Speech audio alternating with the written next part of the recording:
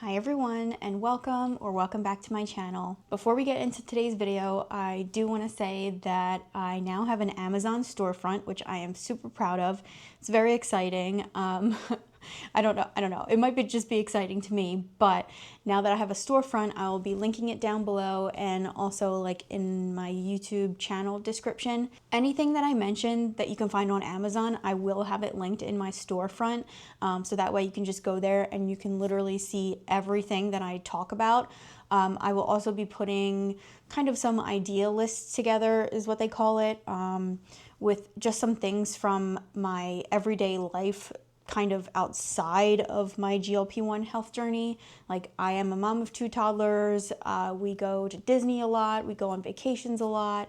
We go on cruises a lot. So like kind of everything that I would recommend to a friend or a family member if they were also, going through that, like becoming a new mom or traveling with toddlers for the first time.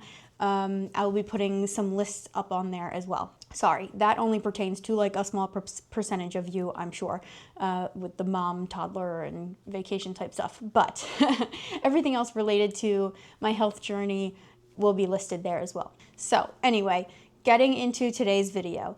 So one of the big things that you look forward to basically when you start a GLP-1 is that your hunger and your appetite disappears, right? You're just not hungry anymore, and that is what we sign up for. That's what we want when we start on a GLP-1. And at first you're like, oh my God, this is awesome. This is a win.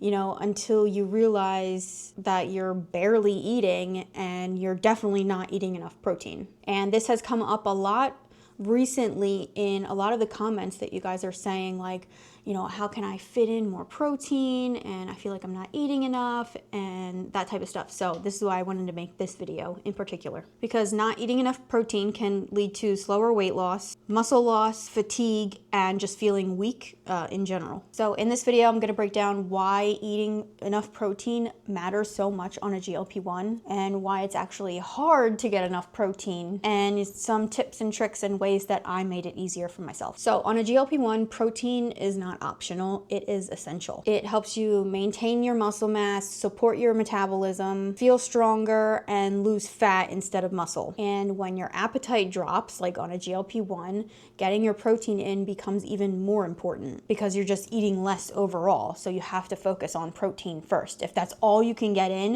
you have to get in the protein. And if you don't prioritize the protein, yeah, your body is still gonna lose weight, but it's just not in the way that you want. You're gonna secretly be losing muscle instead of fat. Now, unless you get that Renpho scale that I made a review video about, I will link it above, that will tell you actually how much muscle mass you are maintaining or how much muscle mass you're losing versus fat loss. And that's a really good tool to help you along the way. And so herein lies the problem, because GLP-1s make eating harder. When you're on GLP-1s, you're just not hungry. Food doesn't even sound appealing. And sometimes just even thinking about eating a full meal feels like, whoa, like way too much. So just telling yourself, oh, just eat more protein, it just doesn't work. That's why you need to make it easier for yourself to get in that protein. Okay, so solution number 1 for you is liquid protein. This was the biggest game changer for me. And I hate using that. If you watched any of my other videos, I hate using the word game changer, but I don't know how else to describe something that literally changes. I have changed my daily life in this way. By starting out with protein coffee first, I am immediately getting 25 to 30 grams, depending on what I use, 25 to 30 grams of protein every morning when I'm drinking my coffee, something that I would have been drinking anyway. So I wasn't actually changing my routine. I was just tweaking it a little bit, still getting my coffee or my espresso in, but now adding in the protein so I start with a bang and get your protein in right away. Because most of the time in the morning, like, I am not hungry. I am still full from dinner the night before because of, your stomach is now slowly emptying because of the GLP-1 medications. And drinking my protein is so much easier than eating my protein, especially in the mornings. And this can carry on throughout the day. Like, if you are a morning breakfast person, then go ahead, eat your protein in the morning. But if you come to a point night, maybe dinner time, maybe you ate throughout the day, and then dinner time you are just totally still maxed out, stuffed, you can't even think about food, that's when you want to move to protein shakes for dinner. Or I found some clear protein on Amazon that I think I'm actually gonna bring. They have like travel packets, almost like it looks like electrolyte packets, but it's clear protein packets. It's called Seek. I've never used it before. It's kind of expensive, but I think I'm gonna buy it to bring on our Alaska cruise. That's coming up in about a week and a half. And that is an easy way that I can just like add it into a water bottle while we are on tours or walking around the little port towns. So I will let you guys know how that works. Or actually, if you use Seek or like any sort of that clear protein powder, let me know in the comments. I obviously have used or have tried that Protein 2.0 kind of like hydration, electrolyte, and protein drink. I will link that video up above, and I actually have been buying that over and over again. The peach mango one is just so good. But obviously I can't bring bottles of, you know, liquid with me from JFK to Vancouver. Like, how am I going to pack that? So I was looking into like a powder alternative, and hopefully that works. But anyway, that's besides the point. I went on a little tangent. I will link the protein drinks and protein powders that I use down below, because when it comes to protein coffee, protein shakes at night, or like that Protein 2.0, I will definitely link that down below. That's more of like a fruity drink, because sometimes you don't want that like milky smoothie type of drink. You just want like something that acts like a normal drink. It's like Gatorade or peach iced tea, but you're actually getting electrolytes and protein in at the same time. So it's almost like ways that you have to trick yourself or sneak in protein. And sometimes that truly is the difference between getting your protein in, or otherwise you'll just be skipping it entirely. Okay, solution number 2, small but frequent meals. When I started my GLP-1 journey, I just stopped eating big meals altogether. I just couldn't handle it. My stomach couldn't handle it. I couldn't handle the thought of it.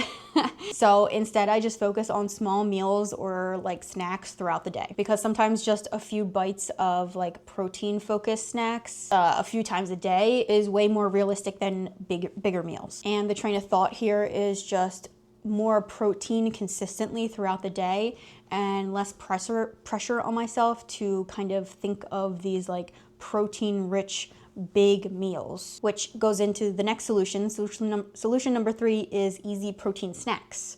Now, I made an entire video about this, which I have linked either before when I was talking about the Protein 2.0, or I will link right now. But for me, if it's not convenient, it's not happening. So I am always keeping protein snacks around the house, or I am looking on Amazon or anywhere else for more protein snacks. I am still on the hunt for a good protein bar. Usually the ones I have tried in the past just hurt my stomach. I don't know if they are too dense, or like the ingredients just make me gassy, like, or they just taste like off. I don't know. I have not found a good tasting one, and I have not found one that agrees with my stomach. So if you have good ones, comment down below for me, please. I'm still on the hunt for a good protein bar.